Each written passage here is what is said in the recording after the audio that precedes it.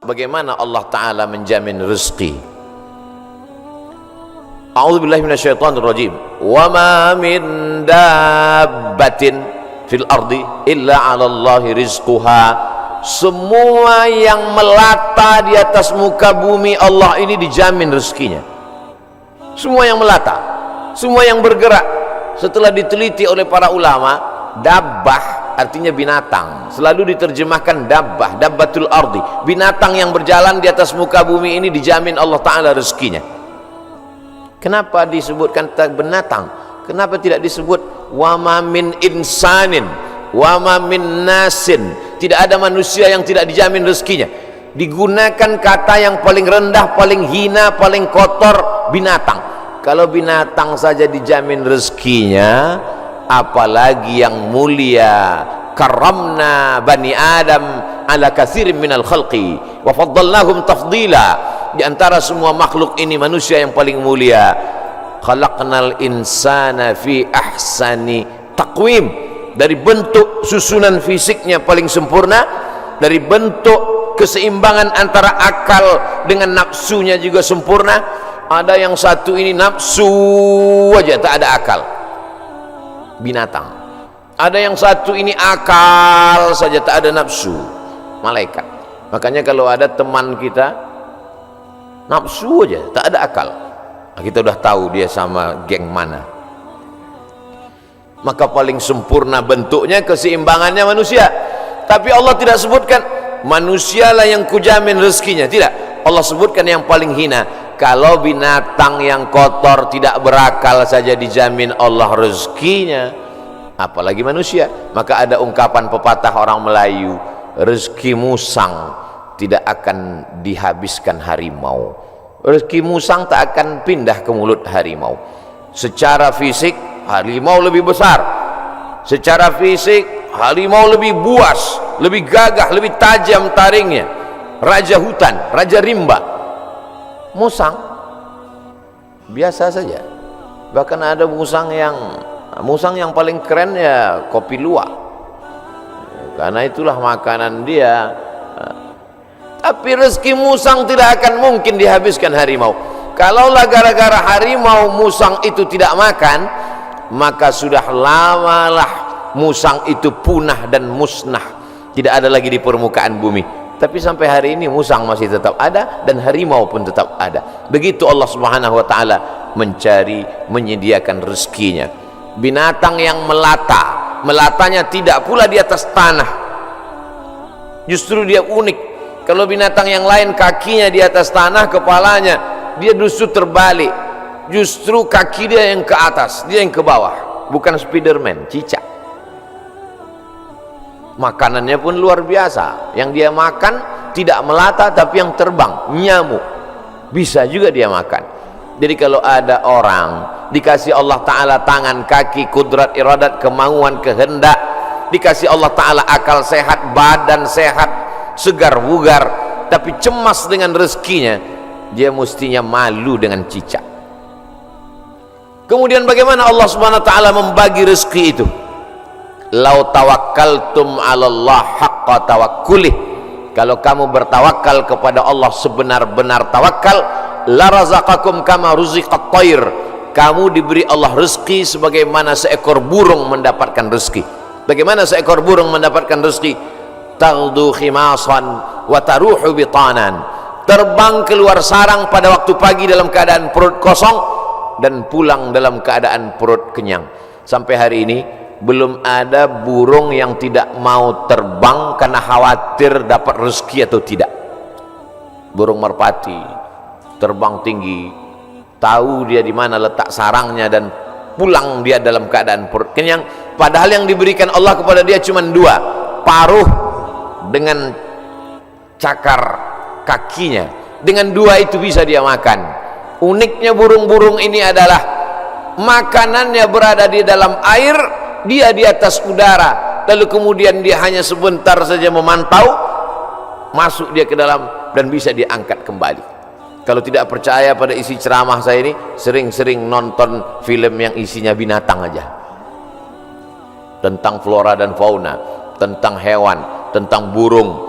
Aneh dan uniknya, yang menyuruh kita untuk mempelajari binatang hewan ini adalah Allah SWT.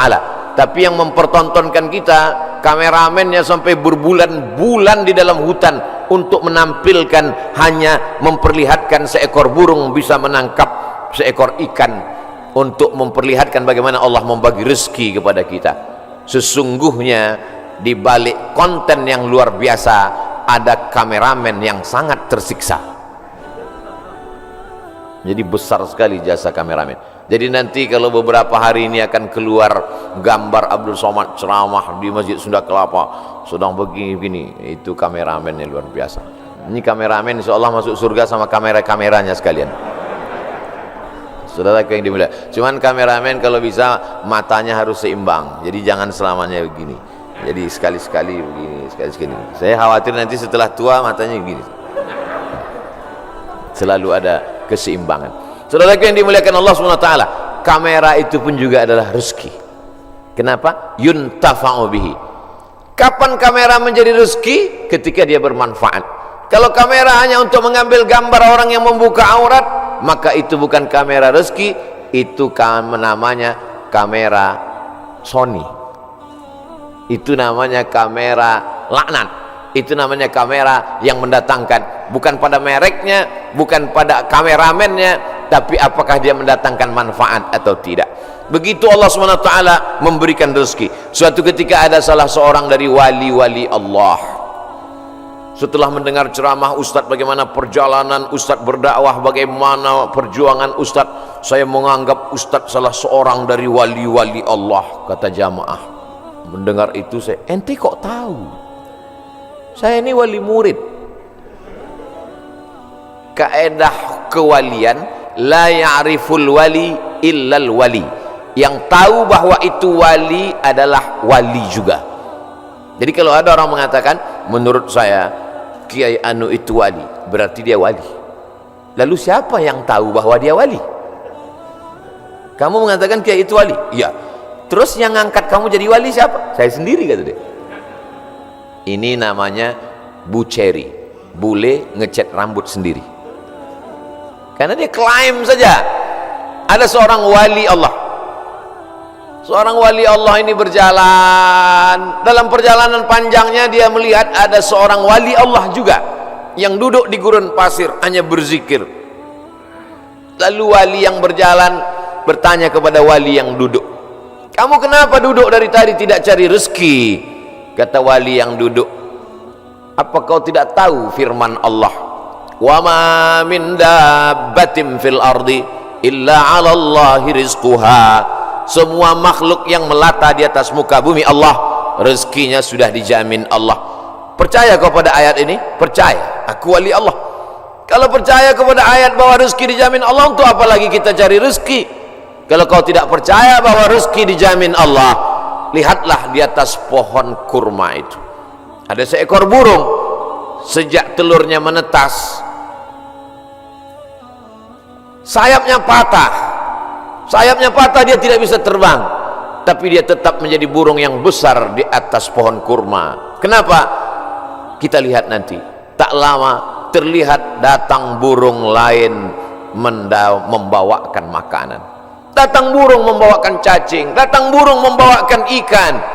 Naik ke atas pohon kurma yang di atasnya ada seekor burung yang patah sayap. Begitulah kalau Allah berkehendak, rezekinya dijamin Allah, dia tidak perlu terbang. Datang burung lain membawakan. Burung yang datang ini bukan ojek online. Burung lain datang membawakan tanpa perintah manusia. Allah memerintahkan hatinya. Oh, begitu. Iya. Lalu apa kata wali Allah yang berdiri kepada wali Allah yang duduk? Kenapa kau tidak amalkan sunnah al-yadul ulya khairum minal yadis sufla? Kenapa engkau tidak memilih menjadi burung yang mendatangkan cacing dan ikan? Kenapa justru memilih menjadi burung yang duduk menunggu makanan datang? Mendengar itu wali Allah yang duduk itu tegak berdiri, dan dia mengatakan, kalau begitu aku lebih memilih ingin menjadi burung yang membawakan makanan karena mengikut sunnah Rasulullah sallallahu alaihi wasallam. Al yadul ulya khairum minal yadis sufla, tangan di atas yang memberi lebih mulia daripada yang menerima. Artinya apa?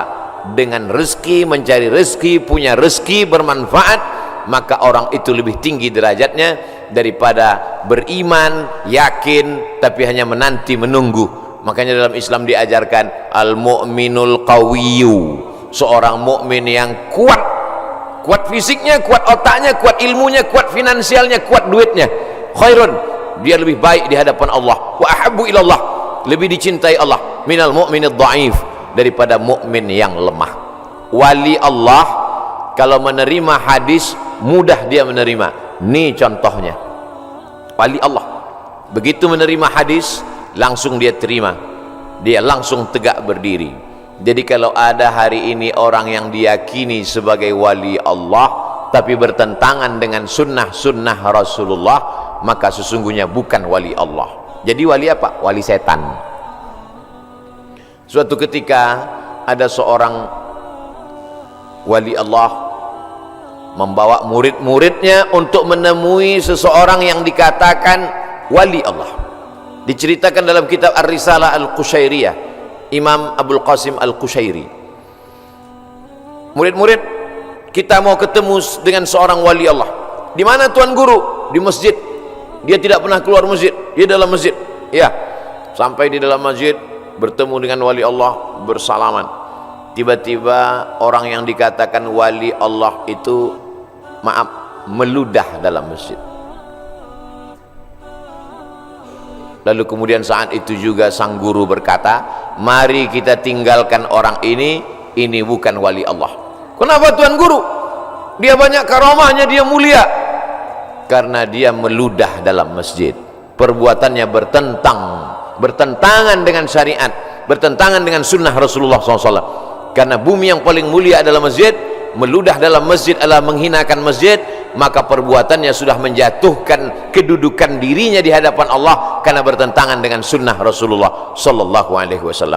Jadi mudah saja standar hidup ini, ikuti saja sesuai dengan ketentuan yang dibawa oleh syariat Nabi Muhammad sallallahu alaihi wasallam, termasuk dalam hal mencari rezeki ini. Kalau dia ikuti sunnah Rasulullah dengan cara yang halal, maka itu berarti dia adalah termasuk umat Muhammad sallallahu alaihi wasallam. Dia kaya Pak Ustadz, mobilnya mewah mahal, rumahnya megah hebat, tapi tidak pernah keluar rumah cari rezeki. Jangan-jangan punya babi ngepet, jangan-jangan tuyulnya 3 kontainer. Nahnu nahkumu bizawahir, kita menghukum orang itu dengan melihat zahirnya. Yang tahu batinnya hanya Allah Subhanahu wa taala. Wallahu yatawallas sarair. Ini pembahasan tentang rezeki. Lalu kemudian hubungannya dengan pandemi. Pandemi artinya wabah penyakit yang menyerang serentak pada satu masa di beberapa negeri. Itu arti pandemi menurut Kamus Besar Bahasa Indonesia. Jangan pandemi kata orang, pandemi juga kata kita. Pas ditanya orang apa itu pandemi, ya masih sejenis demi-demi juga lah. Bahasa Arabnya wabah. Maka doa ulama, Allahumma dafa'anal wabah, angkatlah wabah. Bahasa Arabnya wabah, sampai ke Indonesia ujungnya hamzah berubah jadi ha, wabah. Banyak sekali kata-kata serapan bahasa Arab begitu sampai ke kita berubah. Wabah jadi wabah.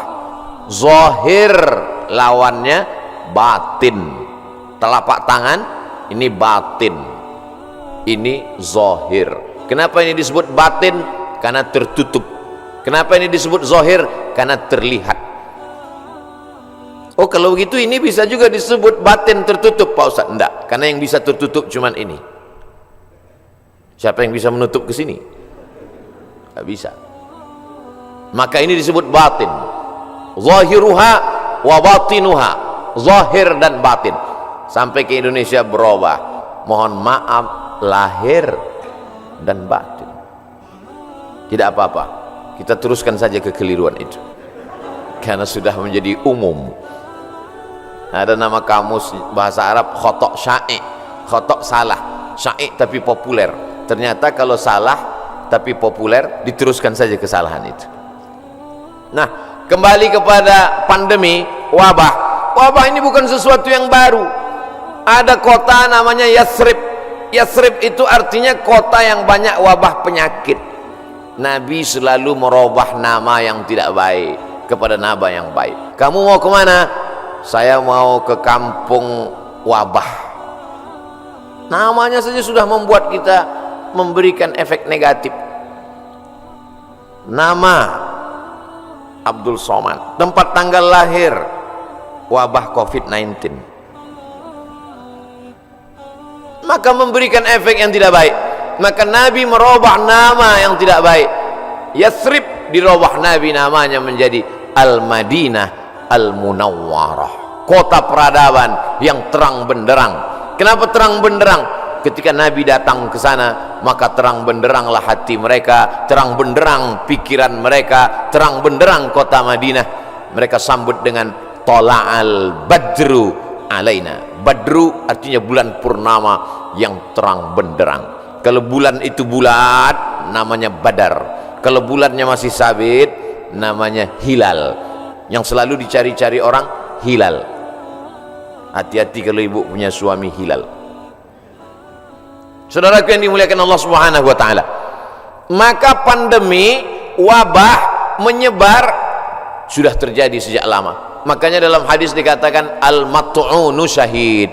Orang yang meninggal karena wabah ta'un, wabah penyakit, pandemi, maka dia mati syahid. Saudara kita, sahabat kita, kawan kita, tetangga kita, satu sekolah dengan kita, meninggal dunia, berikan kabar gembira kepada istrinya. Kalau suaminya meninggal, sabar pak, dia meninggal sebagai seorang syahid. Wala taqulu liman yuqtalu fi sabilillahi amwat. Jangan kau katakan orang yang mati syahid itu mati, bal ahya, mereka hidup.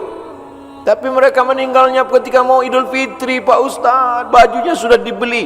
Ada yang lebih sayang kepada dia daripada kita. Kita tidak tahu entah apa amal dia sehingga Allah memilih dia untuk berhari raya bersama para malaikat, bersama Allah Subhanahu wa taala. Maka mendengar cerita kita itu lapang dadanya.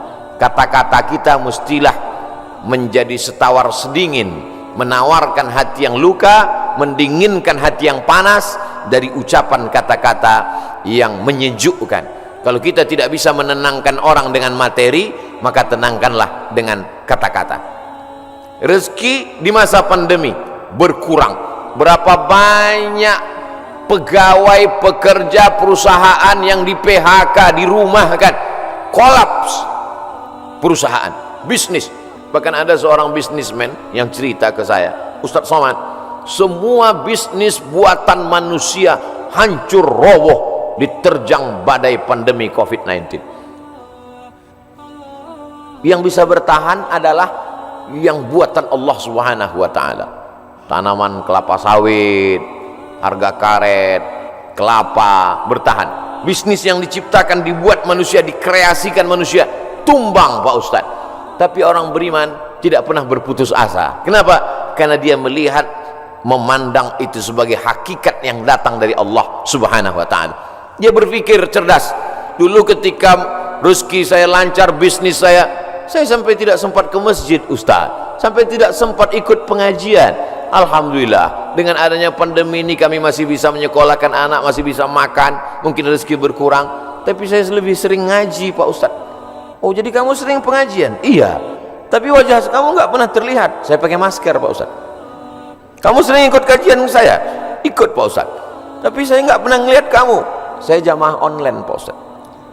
Insya Allah yang ikut pengajian online, surganya tetap offline.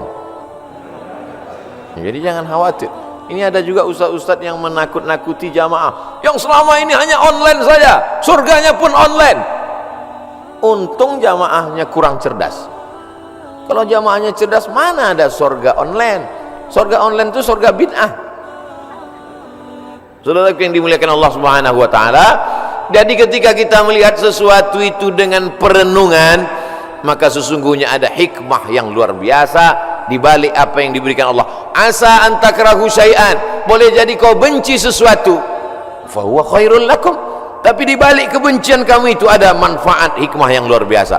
asa an takrahu syai'an, boleh jadi kamu tidak suka pada sesuatu, wa yaj'alallahu fihi khairan katsira, dijadikan Allah di balik itu semua ada kebaikan-kebaikan. Tapi kadang kita susah untuk berpikir cerdas, cermat, jernih di tengah hiruk pikuk suara orang banyak. Gimana kata kalau kita mau berpikir saat di tangan kita dua handphone, yang satu IG, yang satu Instagram? Gimana kita mau berpikir jernih di saat kita sedang di tengah orang yang pikirannya berkecamuk? Maka bangunlah di tengah malam, seperti jamaah yang dikatakan protokol tadi, yang datang jam 3 malam ke masjid. Kalau dia sampai ke masjid jam 3, tentu bangunnya jam 2. Yang sholat subuh jam 7.30, nggak tahu bangunnya jam berapa. Dia datang ke masjid, tentu dia bangun, habis itu dia mandi, terapi mandi segar, menyegarkan tubuhnya, menyegarkan pikirannya, bersih, gosok gigi, suci, menghadap Allah SWT, sholat sunat wudhu 2 rakaat, sholat sunat taubat, sholat sunat tahajud, sholat sunat hajat, sholat sunat witir, berzikir, menjelang azan berkumandang ke masjid. Jernih pikirannya melihat ini.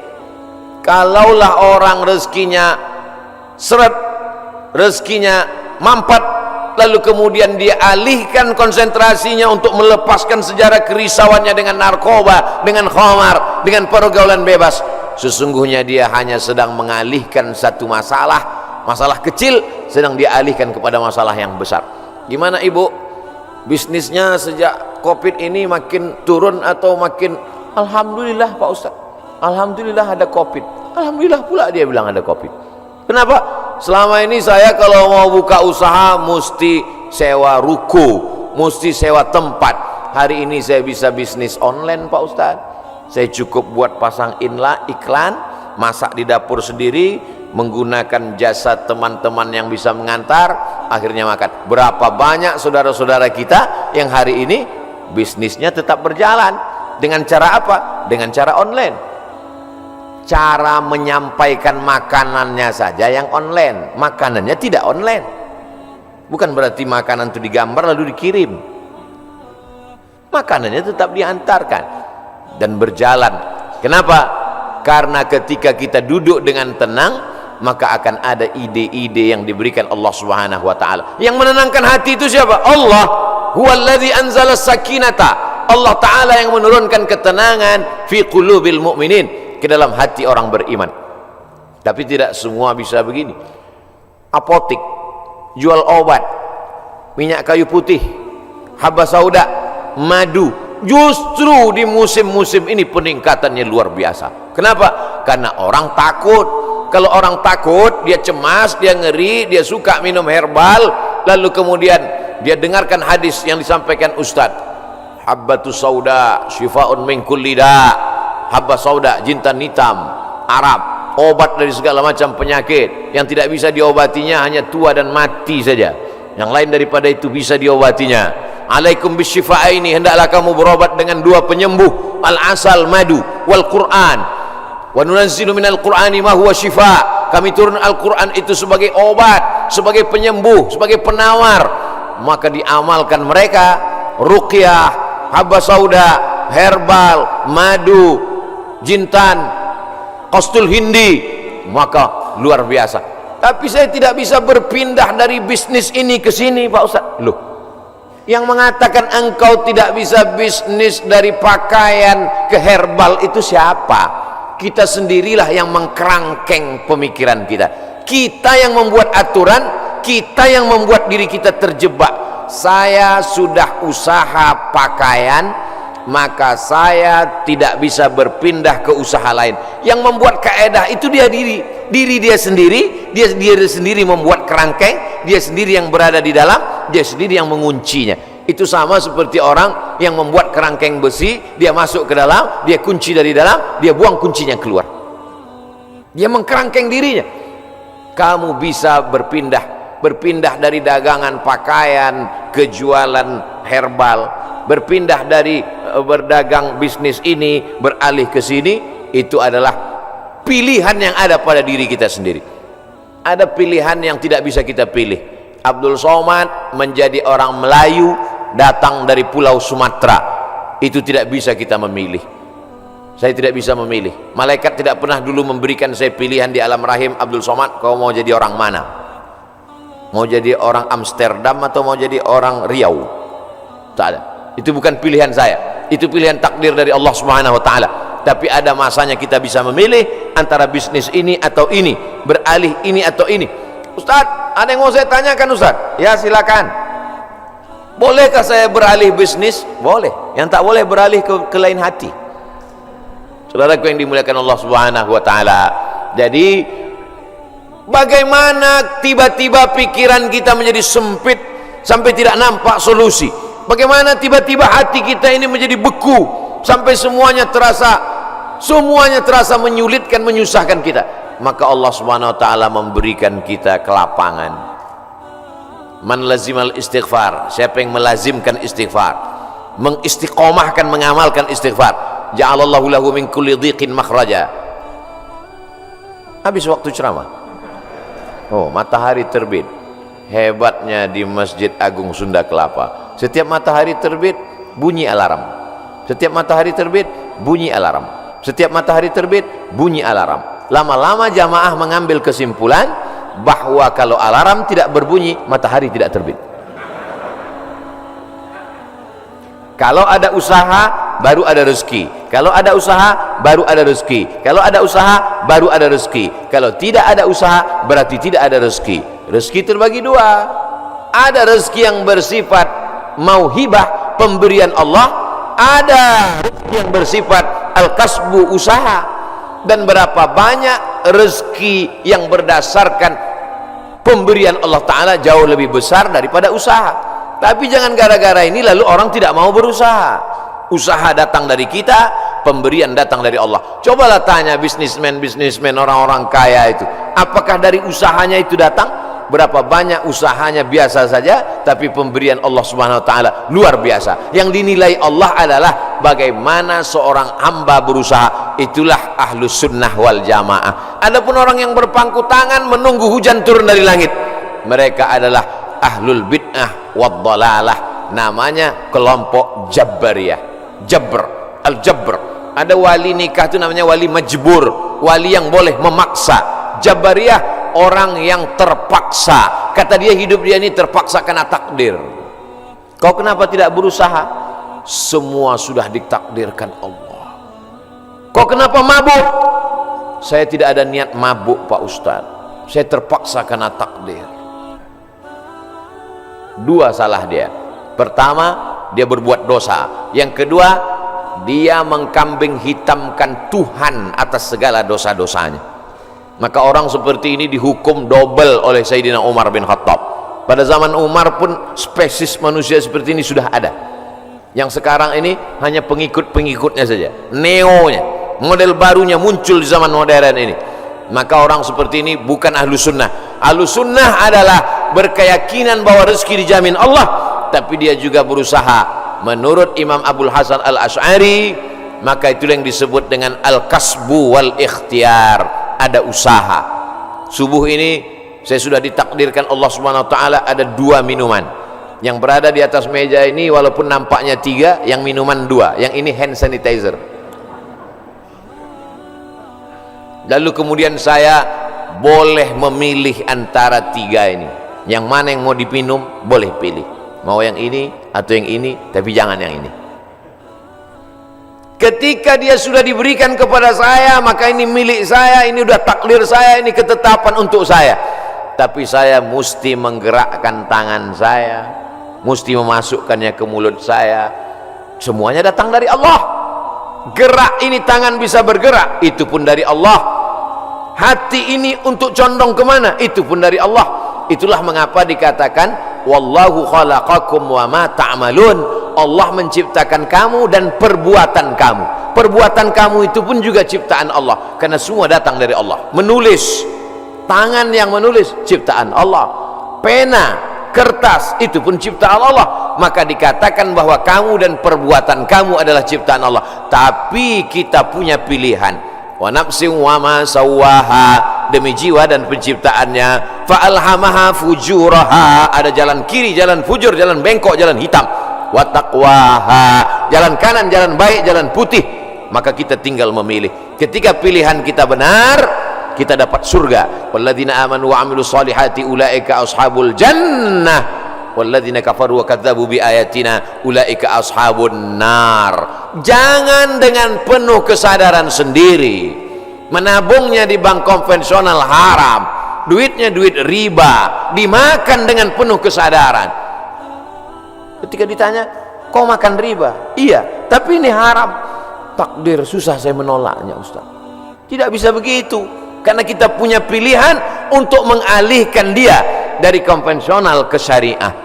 Kita punya pilihan untuk memilih antara yang haram dengan yang halal. Ketika pilihan itu tepat, disitulah balasan datang dari Allah Subhanahu wa ta'ala. Saudaraku yang dimuliakan Allah, ada orang yang sanggup memilih tapi dia tidak mau. Ada orang yang tidak tahu, ada yang pura-pura tidak tahu. Maka semua jenis manusia ini nanti akan mempertanggungjawabkannya di hadapan Allah Subhanahu wa ta'ala. Dengan mengaji kita menjadi tahu. Setelah tahu, ujiannya lebih berat. Selama ini kita tidak tahu, kadang-kadang ada enaknya juga tak tahu. Ada mahasiswa lama, ada mahasiswa baru. Mahasiswa lama dengan mahasiswa baru duduk di tempat yang sama, mau daftar ulang di awal tahun ajaran. Tiba-tiba turun seseorang lewat, mahasiswa lama lari pontang-panting, mahasiswa baru nyantai sambil duduk merokok, ngelihat cuek aja. Memangnya yang lewat itu siapa? Rektor. Kenapa mahasiswa lama lari pontang-panting? Dia kenal, dia tahu. Kenapa mahasiswa baru cuek saja seperti tak ada masalah? Karena tidak tahu. Makanya banyak orang sekarang tidak mau tahu dengan agama. Kenapa? Karena kalau saya tahu nanti jadi takut. Padahal takut itulah yang dipesankan oleh khotib di atas mimbar. Takutlah kepada Allah. Itulah yang kita tanamkan selama Ramadan 30 hari, 30 malam. Malamnya qiyam, siangnya siam. Akhir daripada target puasa itu adalah la'allakum tattaqun, takut. Salat, tegak, ruku, sujud, subuh, zuhur, asar, maghrib, isya, tahajud, witir, doa, qabliyah, ba'diyah. Apa yang ingin dicapai? Inna salata tanha anil fahsya wal munkar. Kajian subuh, kajian kita ini, apa target visi misi dari kajian ini? Kajian ini supaya takut kepada Allah, jangan sampai makan haram. Jangan gara-gara pandemi ini lalu kita kemudian berubah keyakinan. Makanya pesan Nabi, qul amantu billah, berilah aku pesan ya Rasulullah. Kalau sudah aku terima pesan yang singkat padat ini, aku tidak akan bertanya lagi kepada siapapun. Katanya, amantu billah, katakan aku beriman kepada Allah. Tsumastaqim, istiqamah. Istiqamah sebelum pandemi, istiqamah berusaha dengan rezeki yang halal. Setelah pandemi pun juga istiqamah. Mudah-mudahan kajian ini membuat kita tetap istiqamah, tetap kuat iman dan Islam. Kita sampaikan kepada sahabat jamaah semuanya bagaimana menghadapi pandemi tetap dengan rezeki yang halal. Mudah-mudahan kita selalu dalam ridho Allah Subhanahu wa ta'ala. Lebih kurang 60 menit, kurang-kurang sedikit mohon dimaafkan. Saudaraku yang dimuliakan Allah Subhanahu wa ta'ala, itu yang dapat saya sampaikan pada subuh kali ini. Aqulu qauli hadza astaghfirullah li wa lakum. Selanjutnya saya kembalikan ke protokol. Wassalamualaikum warahmatullahi wabarakatuh.